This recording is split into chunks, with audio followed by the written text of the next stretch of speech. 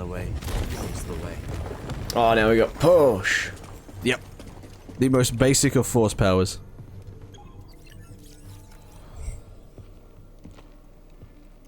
My friend, take a look at the detail on this. Take a look at this. The distinctive Take a look at this. Oh my god. Forest. Call on an old friend. If the Zepho had contact with Kashyyyk, there is a good chance. Was that Kashyyyk with 3 Ys? Yes. Jesus Christ. That's how you spell Kashyyyk. With 3 Ys. Why not 2 Ys?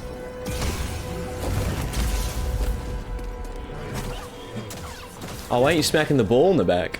The ball does nothing.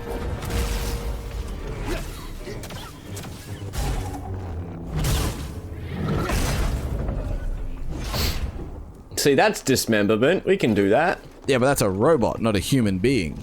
The ESRB I does mean, not you could give a sort shit. of you could sort of like hide the blood with scorch marks, like they did there. Because the lightsaber's meant to cauterize any wound. That's been canon from day one. Actually, no, I'm not going to say day one, because if you remember in A New Hope, the lightsaber in the cantina that Obi-Wan uses to cut off what's-his-face's arm has blood underneath it. Because it's like super heated. It cut through like a lot of shit. Yeah. Whoops. Oh. You gotta sneak through this. I forget what parts need sneaking through and what parts need brute forcing.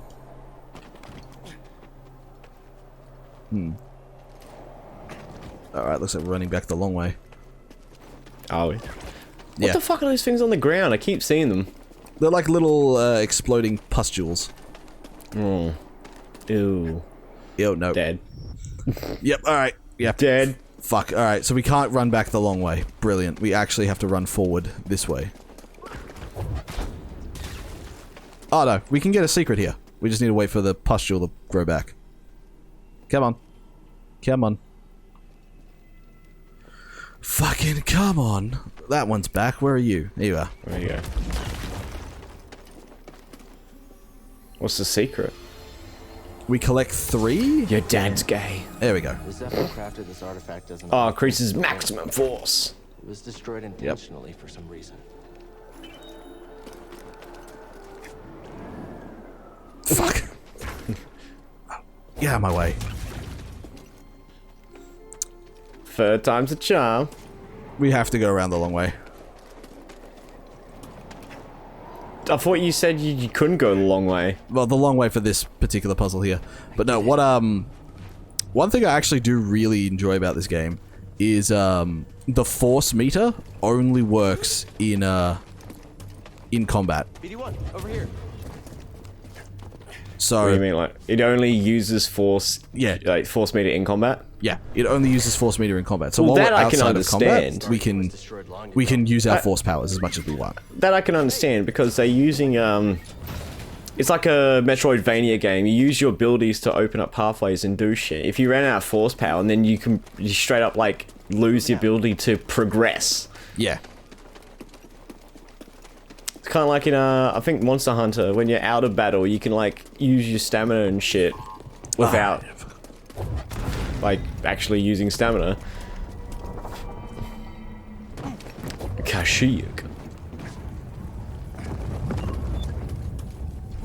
Fucking not. Oh, I was gonna say knock it into him.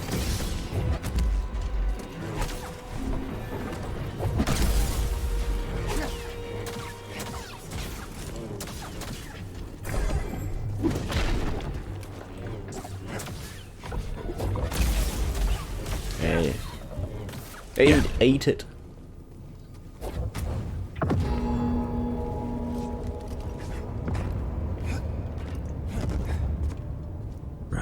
It just reminds me, it's almost the end of the year.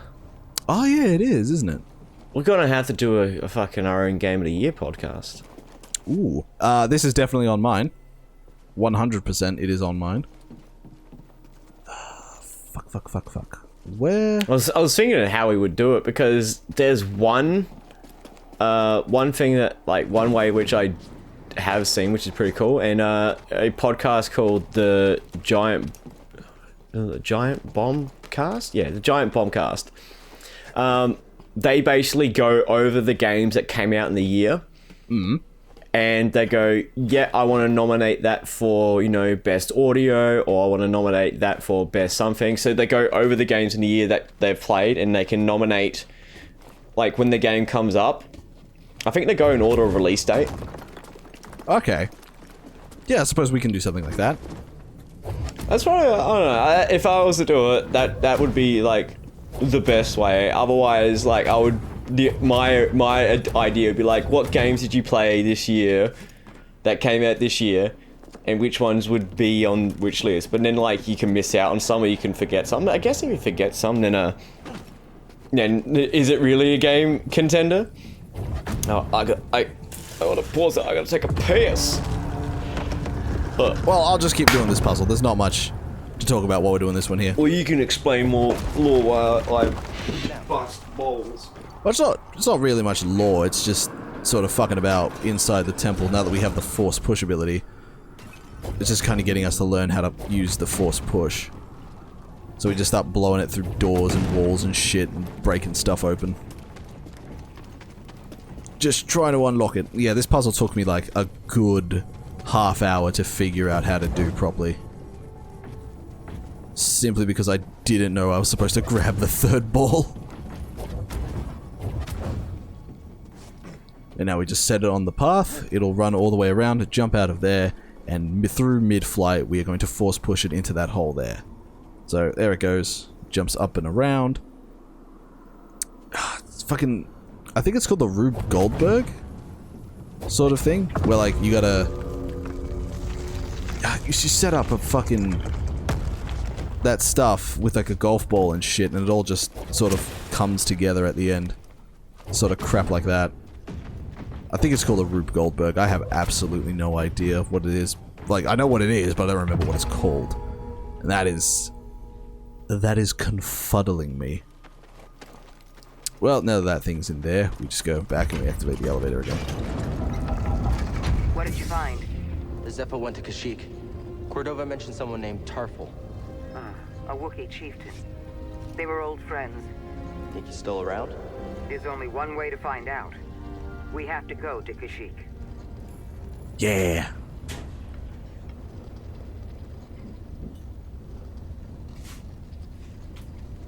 But it does lead me to one thing, that I do need to finish my What?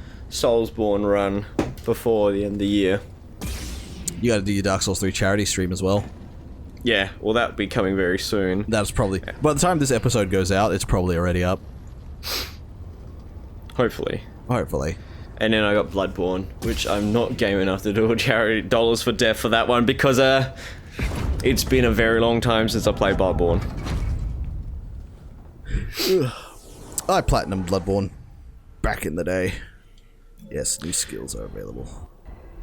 Back in the day. Back in the day. And you're to blame. Yep, there we go. That's what we want. Improve force push.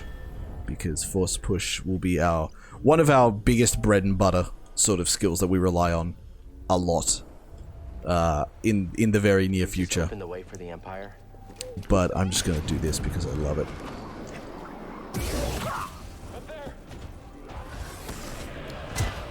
What? The air vent in front of us protects us. Until it's not? No. It stays there. And smack! Yeah, but parry this, you fucking casual. Just imagine being like... being the wife of that guy, and then like, I don't know, do the Empire send people to be like, hey look, your husband died in the line of duty? Yeah, I suppose they would have to. If you'd be like, oh, sorry, your husband died in the line of duty. Be like, how did he die? Well, he shot a rocket at a Jedi and he pushed it back at him. How did my husband die? Well, one of our soldiers shot a rocket and hit him. Aww. I force pushed a bit too early. But yeah, it was your husband died from friendly fire. Husband died from friendly fire. I was about to say, I hope he fucking killed himself with that. That's okay. We've seen it. The 3 worst ways to go in Star Wars. A rocket was force pushed back at you. Your friend shot you, and your friend and you shot yourself with the rocket. All involved the rocket launcher. I don't know why. Man, we have so many. We have rockets. so many friendly fire casualties with the rocket launcher. Should we just get rid of it? No, keep it. We need it. We can't let them get past the age of 50, and then we have to pay their retirement. I want to fucking pay these idiots their retirement. Maybe that's the fucking. Maybe that's the fucking deal. Just like there's a movie called Polar, which is basically it's got Mads Mikkelsen in it, and it's about all these hitmen. Yeah. As basically work for this corporation who deal out the fucking contracts, and when they get past the age of 50, that company has to then pay them out like $50 or $25 million for their retirement, because like I think like most of the money from the contract goes to the company. It's like a sort of superannuation sort of system, but the company, in order to save money, kills the hitman before they turn 50, so they don't get that payout. Like, makes sense. It's not a sustainable business model, but certainly makes sense. Well, if you think about how much money like they're making off the hitman alone, and it's like, well, we don't want to pay out any money whatsoever. So if we just use our hitman to kill the hitman, then we don't have to pay out the fucking. Yeah, wouldn't that at some point in time raise like a lot of concerns? Especially if I don't think they talk. I don't think like the information ever gets out about their death. It's sort of like, yeah, he got retired and he left and that's it. No one ever heard from him again. Makes sense. Now I'm trying to remember where the fuck I need to go. I think it's over there or there. Because both of those are elevators, but one leads back to the start. Look at the whirligig of death. Yeah. No, we don't have to go on the whirligig of death. But we do have to fight the goat. Yeah, we do have to fight the goat. Alright, come here. Oh, fuck. I got smart. And then he just fucking shows his ass. That's Bowler. Yep. I got smart. I deserve that. So yeah, that's the Empire's plan. Fucking Do it. Fuck. I have my own worst enemy. You were so fucking cocky that was gonna work for some reason. Oh, these premature parry timings. What do you mean parry timing? As soon as he fires, just send it back. I'm under an Imperial dig site. It got a lot further than we thought.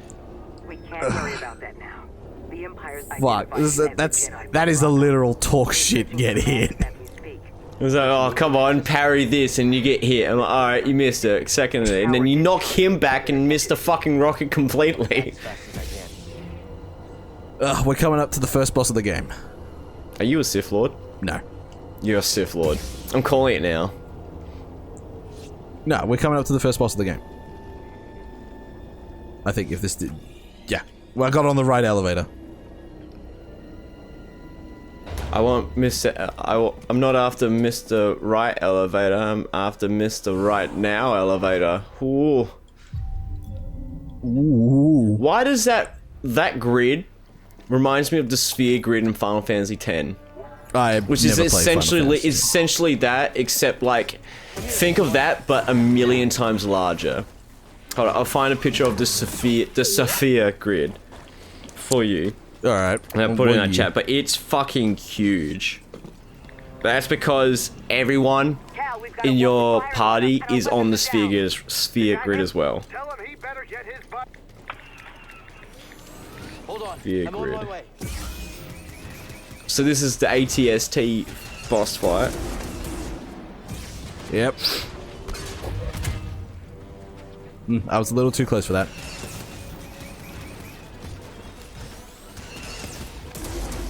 Come on. Parry this, you casual.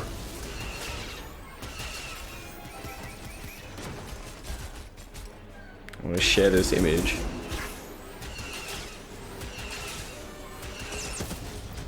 I put... It's its own worst enemy. Oh, shit. Well, you drop mines. That do no damage to him? Oh, that's rough. No, but he drops those. Could you not pick up the mines and throw them at him? Like I can force push them back at him, but it's better to save the force power for the rocket. Yeah, it does a shit ton more damage. Yeah. Because, like, I can do these, but it doesn't do that much, and I only force push one of them. Yeah, still a good chunk of damage. Oh, that was a fucking easy boss fight. Now we enter phase 2.